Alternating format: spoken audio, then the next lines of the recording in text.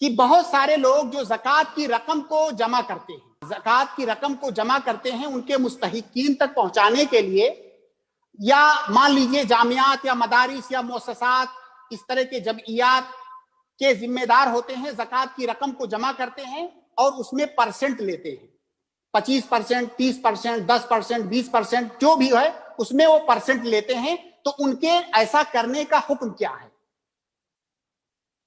بہت غور سے سنیے، کیونکہ مسئلہ بہت ہی حساس ہے اور بہت ہی نازک مسئلہ ہے، اور اس کو جاننا اور سمجھنا بہت ضروری ہے۔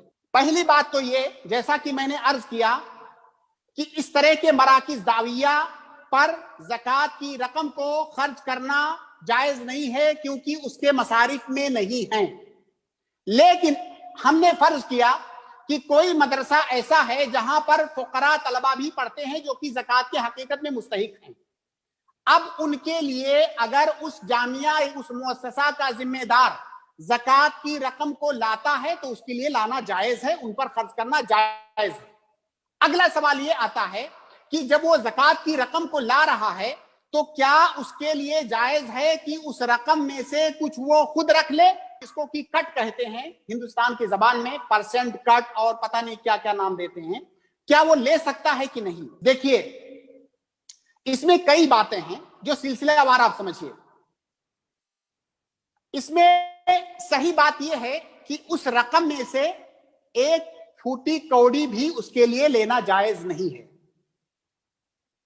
کیوں جائز نہیں ہے؟ آپ یہ اعتراض کر سکتے ہیں میرے اوپر کہ زکوٰۃ کے مصارف میں ایک مصرف ہے والعاملین علیہا، کہ زکوٰۃ کو جمع کرنے کا کام، فقراء اور مساکین تک پہنچانے کا کام، یہ سارا کام جو کرتا ہے وہ بھی زکوٰۃ کے مصارف میں سے ہے، لہٰذا وہ کیوں نہیں لے سکتا؟ میں عرض یہ کروں گا کہ یہ جو والعاملین علیہا ہے، اس کا مطلب کیا ہے؟ والعاملین علیہا کا مطلب، اس سے مراد وہ لوگ ہیں جن کو حاکم وقت نے، ملک نے، دولہ نے یا کسی رسمی جہہ نے اس کام پر مقرر کیا ہے، وہ مراد ہیں۔ اگر کوئی پرائیویٹ طریقے سے زکوٰۃ کی رقم کو کہیں سے لا رہا ہے لوگوں میں تقسیم کرنے کے لیے تو وہ مراد نہیں ہے۔ شیخ ابن عثیمین نے بہت بہترین اس پر گفتگو کی ہے، میں وہ لمبی گفتگو ہے اس کو یہاں پر نقل کرنے کا وقت نہیں ہے۔ نقطہ یہ ہے کہ اللہ رب العالمین نے والعاملین علیہا کہا، والعاملین فیہا نہیں کہا۔ تو والعاملین علیہا کا مطلب ہوتا ہے کہ جس شخص کی اس مال پر ولایت ہو، اور یہ ولایت کیسے حاصل ہوگی؟ جب حاکم وقت یا کوئی رسمی جہہ اس کو والی بنائے گا تب اس کو ولایت حاصل ہوگی۔ یہاں پر علیہا کہا گیا، فیہا نہیں کہا گیا، گویا کہ اگر کسی نے اس کو مقرر نہیں کیا ہے اس پر تو اپنی طرف سے وہ یہ کام نہیں کر سکتا، اور اس پر والعاملین علیہا کا اطلاق نہیں ہوگا۔ اگر کوئی اپنی طرف سے کر رہا ہے تو گویا کہ والعاملین علیہا نہیں ہے، وہ زکوٰۃ کے مصرف میں نہیں ہے۔ دوسری بات کہ جو شخص زکوٰۃ نکال رہا ہے، جو شخص زکوٰۃ نکال رہا ہے اور آپ کو یا ہم کو وہ پیسہ دے رہا ہے یا رقم دے رہا ہے کہ اس کو آپ مستحقین تک پہنچا دیجئے، وہ انسان اس زکوٰۃ کے رقم کا مالک نہیں ہے۔ جو زکوٰۃ نکالنے والا ہے وہ اس رقم کا مالک نہیں ہے، زکوٰۃ نکالنے کے بعد وہ دوسرے لوگوں کا حق ہو گیا۔ اب ہم کو ایک ذمہ داری وہ دے رہا ہے کہ اصل ذمہ داری اس کی تھی کہ وہ جا کر کے مستحقین تک پہنچاتا، لیکن وہ ذمہ داری ہم کو دے رہا ہے، گویا کہ ہم اس کے وکیل ہوئے۔ تو ہم کس کے وکیل ہوئے؟ جو زکوٰۃ ادا کرنے والا ہے، ہم اس کے وکیل خاص ہوئے۔ اگر وہ اس وکالت پر یا اس عمل پر ہمارے اور اس کے درمیان کچھ اتفاق ہو جائے کہ بھائی میں آپ کا یہ کام بغیر اجرت لیے نہیں کروں گا، تو میں اس سے جتنی چاہے اجرت لے سکتا ہوں، لیکن اجرت کی وہ رقم وہ اپنے پاس سے دے گا، زکوٰۃ کے اس مال سے نہیں، کیونکہ وہ مال اس کا ہے ہی نہیں، وہ مال اس کا نہیں ہے، وہ اس میں تصرف نہیں کر سکتا ہے۔ اگر وہ ہم کو اس کام پر لگا رہا ہے تو اس کی اجرت اس کو اپنے پاس سے دینی ہوگی۔ وہ یہ نہیں کہہ سکتا کہ جاؤ اسی میں سے 5%، 10% یا 2 لاکھ 4 لاکھ لے لینا، بالکل نہیں، وہ اس کو اختیار ہی نہیں ہے اس بات کا۔ اگر وہ ایسا کرتا ہے، مان لیجئے اس پر 1 لاکھ زکوٰۃ کی رقم واجب تھی، 10,000 اس نے مجھے دے دیا، گویا کہ اس نے زکوٰۃ کم ادا کیا, 90,000 ہی ادا کیا, 10,000 اس نے کاٹ لیا, کیونکہ میں اس کا وکیل ہوں. جو فقراء اور مساکین ہیں میں ان کا وکیل نہیں ہوں, جو زکوٰۃ ادا کر رہا ہے میں ان کا وکیل ہوں. لہٰذا اگر وہ کچھ دینا چاہتا ہے تو اپنے جیب خاص سے مجھے وہ دے, زکوٰۃ کے پیسے سے میں کچھ نہیں لے سکتا ہوں. اس پر علماء کے اقوال ہیں, اور یہ جو گفتگو میں کر رہا ہوں, جہاں تک میں نے تلاش کیا علماء کے اقوال میں, کتابوں میں, اس مسئلے میں مجھے کہیں کسی کا کوئی اختلاف نہیں ملا. اس مسئلے میں مجھے کوئی اختلاف نہیں ملا کہ زکوٰۃ کو جو جمع کرنے والا ہے وہ اس میں سے کچھ نہیں لے سکتا. کہ جائے کہ اس میں ایک بڑی رقم وہ کٹ اور پرسنٹ کی شکل میں لے, اس میں سے 1 روپیہ بھی وہ نہیں لے سکتا, کیونکہ اگر وہ چاہے تو تبرعاً وہ کام کرے, تبرعاً نہیں کرنا چاہتا ہے تو جو زکوٰۃ کو ادا کرنے والا شخص ہے وہ اس کی اجرت دے. وہ اس میں زکوٰۃ کا مال وہ فقراء اور مساکین اور مستحقین کا حق ہے, اس میں سے کچھ نہیں لے سکتا. اور اس میں مجھے کسی بھی عالم کا کوئی اختلاف نہیں ملا. لیکن یہاں پر ایک بہت اہم بات ہے, وہ یہ کہ ہندوستان یا ہندوستان جیسے دوسرے جو ممالک ہیں جہاں پر حکومت یا کسی دوسرے جہہ کی جانب سے ایسا کوئی انتظام نہیں ہوتا ہے کہ زکوٰۃ کو اکٹھا جمع کیا جائے, کوئی جو ہے جمعیہ ہو, زکوٰۃ کو جمع کرے, اس کے پاس کام کرنے والے لوگ ہوں جو زکوٰۃ ادا کرنے والوں کے پاس جائیں, وہاں سے لا کے جمع کریں, پھر مستحقین تک پہنچائیں. یہ بہت سارے ملکوں میں, جن میں سے ہندوستان بھی ہے, یہاں پہ ایسا کوئی انتظام نہیں ہے. اگر ہم کو یہ خطرہ ہو کہ اگر ہم نے جو زکوٰۃ ادا کرنے والے ہیں, اگر ہم نے ان سے زکوٰۃ کو نہیں وصولا اور مستحقین تک نہیں پہنچایا تو یہ ضائع ہو جائے گا اور پورا فوضا ہو جائے گا اور اس میں بہت بڑی مفسدت ہو جائے گی.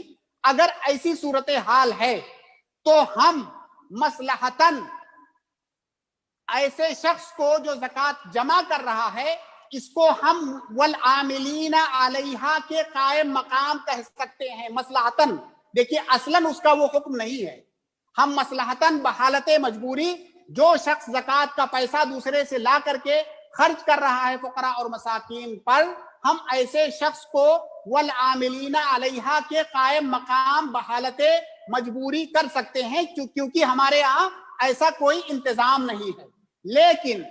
لیکن اس کو انڈر لائن کر کے سنیے, اگر ہم زکوٰۃ کو جمع کرنے والے کو والعاملین علیہا کے قائم مقام مان لیں تو یہ کتنا لے سکتا ہے؟ کیا اس میں پرسنٹ لے سکتا ہے؟ اپنی مرضی سے لے سکتا ہے, جو چاہے لے سکتا ہے؟ ہرگز نہیں. اس کو اجرت المثل دیا جائے گا.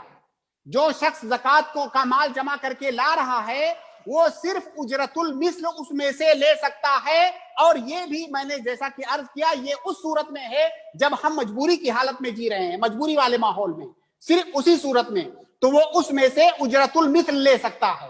جو پڑھے لکھے لوگ ہیں ان کو اس کا مطلب بخوبی معلوم ہے. اجرت المثل کا مطلب ہوتا ہے کہ میرے جیسا شخص, جیسے مان لیجیے میں زکوٰۃ کا پیسہ لا رہا ہوں اور مجھے اجرت المثل لینا ہے. اب میں یہ دیکھوں گا کہ میرے سماج اور معاشرے میں میرے جیسے شخص یا میری جیسی حیثیت, میرے جیسے صلاحیت کا مالک اگر یہ کام کرے تو اس کی اجرت کتنی ملے گی, اس کو اجرت المثل کہتے ہیں. فرض کیجئے اگر میری جیسی صلاحیت کا آدمی ایسا کام کرے دوسری جگہ پر, اتنی محنت کا کام, تو اس کو مان لیجئے 20,000 25,000 روپیہ مہینہ ملے گا, تو اس میں سے میں 20,000 25,000 ماہانہ کے اعتبار سے اس میں لے سکتا ہوں. اجرت المثل, اس سے 1 پیسہ زائد نہیں لے سکتے. اب اگر کوئی اس میں اجرت المثل سے زیادہ لے رہا ہے, اور دیکھیے یہاں پر ایک چیز, ہم اس کو اجرت المثل کیوں کہہ رہے ہیں کہ اجرت المثل سے زیادہ نہیں لے سکتا؟ ایک قاعدہ ہے کہ من استحق شیئا لصفۃ استحق علی قدر تلک الصفہ.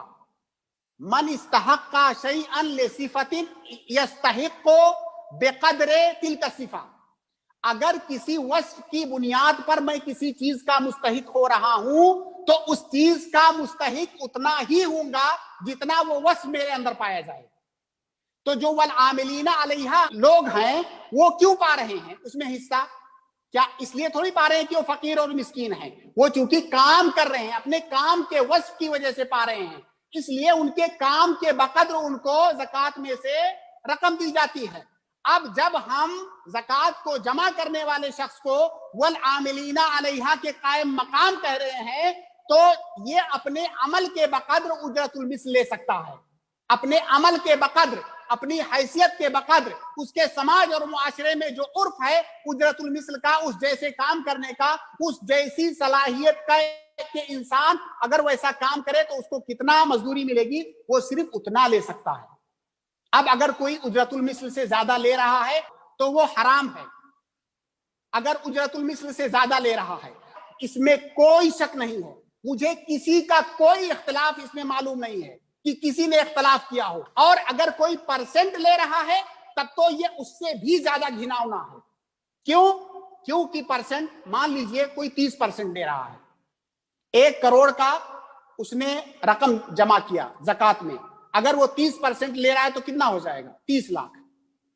1 کروڑ اس نے ایک دن میں کسی زکوٰۃ ادا کرنے والے سے لیا اور 1 گھنٹے کے اندر 30 لاکھ اس کے جیب میں۔ آپ سوچئے کیا اس کی اجرت 30 لاکھ بنتی ہے؟ بلکہ بعض لوگ تو کہتے ہیں 50% تک لوگ لیتے ہیں، اور یہ معاملہ صرف واجب زکوٰۃ تک محدود نہیں ہے۔ چونکہ میرا وقت ختم ہو رہا ہے، حقیقت میں یہ موضوع بہت دردناک ہے، اس موضوع کی گہرائی میں جتنا جائیں گے بہت دردناک ہے۔ حلال اور حرام کی تمیز مٹ چکی ہے، لوگوں کی جو گفتگو ہے عوام الناس کی، اگر آپ سنیں گے تو آپ کو اندازہ ہوگا کہ حلال اور حرام کی تمیز کو لوگوں نے مٹا دیا ہے۔ اور افسوس تو یہ ہے کہ ان کے پاس دلائل ہیں، وہ دلائل یعنی حرام کو دلیل کے ساتھ حلال کرتے ہیں۔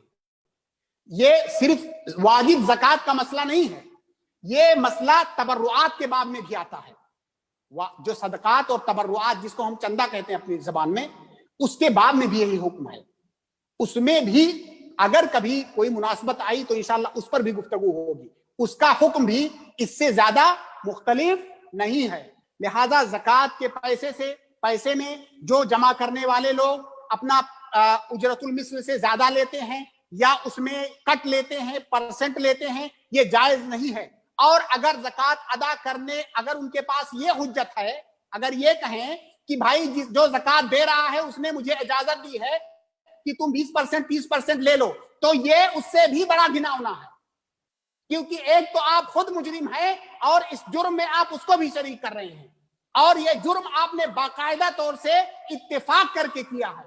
اگر ایسا کر رہے ہیں تو اس سے بھی بڑا جرم ہے یہ کہ آپ باقاعدہ پلاننگ کے تحت اس میں بہت سارے لوگوں کو ملا کر کے جرم کر رہے ہیں۔ لہٰذا جو زکوٰۃ نکالنے والا ہے اس کے لیے جائز ہی نہیں ہے کہ وہ کہے کہ جاؤ اس میں 10% 20% لے لینا، اگر وہ زکوٰۃ کی رقم ہے تو اس کے لیے جائز نہیں ہے۔ اگر وہ ایسا کہتا ہے تو اس کے لیے ایسا کہنا حرام ہے، اگر آپ لیتے ہیں، اگر ہم لیتے ہیں تو ہمارے لیے لینا حرام ہے۔ اس لیے ہو سکتا ہے میری باتیں کچھ غیر مرتب ہوں، لیکن انشاءاللہ اس کو آپ دوبارہ سنیں گے تو جو میں کہنا چاہ رہا ہوں بات کا جو اصل مغز ہے انشاءاللہ وہاں تک پہنچنے میں دشواری نہیں ہوگی۔ اور یہ جو آخر الذکر مسئلہ ہے میں ایک بار پھر ذکر کر دوں کہ اس میں مجھے کسی عالم کا کوئی اختلاف نہیں ملا ہے، یہ جائز نہیں ہے۔